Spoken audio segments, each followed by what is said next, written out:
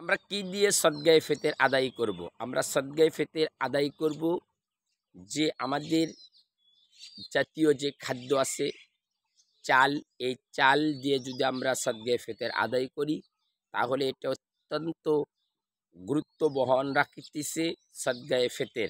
অর্থাৎ সৌদিতে যখন সদগার বিধান চালু হয়েছিল সেই সময় কিন্তু টাকার ব্যবহার ছিল না।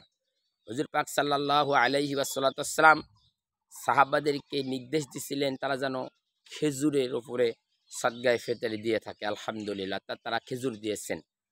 এখন অনেক জায়গাতে খেজুর, কোথাও বলা হইতেছে গম, কোথাও বলা হইতেছে যার যে দেশের যে খাদ্যটা, যেই খাদ্যর উপরেই সবচাইতে বিশেষ করে গুরুত্ব দেওয়া হয়েছে এটাকে সদগায়ে ফিতর।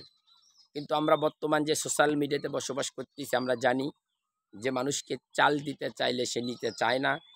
এমনকি যাকে আমরা চালটা দেওয়ার জন্য চেষ্টা করতেছি দেখা যাইবে যে তার অনেকটা কষ্ট হয়।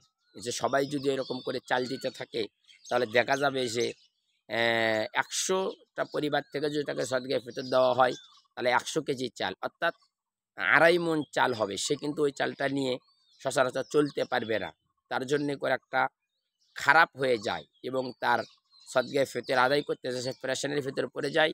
যার কারণে বাংলাদেশের ওলামা একরাম তারা সিদ্ধান্ত গ্রহণ করেছে আমরা সদগায়ে ফিতরের যেই দেওয়ার নিয়মটা খানা না দিয়ে আমরা তাদেরকে টাকা দেব। অর্থাৎ এই টাকাটা দিলে তাদের একটু কষ্ট লাঘব হবে এবং তারা এই টাকা দিয়ে বিভিন্ন কাজ করতে পারবে ইনশাল্লাহ। যেমন ধরেন অনেকের অসহায় ছেলে আছে, তার চিকিৎসা করতে পারলো। বিবাহ উপযুক্ত মেয়ে আছে, তাকে কিছু খানাপানার মাধ্যমে অন্য কোনো পরিবারে তার মেয়েকে পাঠাইবে, সেখানে একটু খরচাপাতির বিষয় আছে, সেখানে যেন তার বিবাহটা সুন্দরভাবে হয় সেখানে খরচ করতে পারলো ইত্যাদি ইত্যাদি। অর্থাৎ তার যাবতীয় যেই খরচাগুলো হয় সব তো আর চাল দিয়ে হয় না, টাকার প্রয়োজন হয়। এই জন্যে সদগায়ে ফিতর যদি আমরা টাকা দিয়েও দেই তাহলেও সদগায়ে ফিতর আদায় হবে ইনশাল্লাহ। এতে যারা বিভ্রান্তি করতেছে আসলে এনারা বুঝতে পারতেছে না যে তারা এই বিভ্রান্তিটা কেন ছড়াইতেছে, এই ছড়ানোর পেছনে তাদের কোনো মূল উদ্দেশ্য আছে কিনা।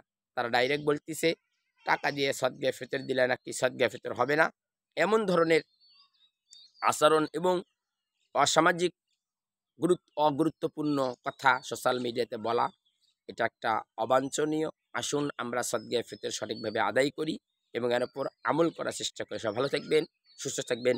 আল্লাহ হাফেজ।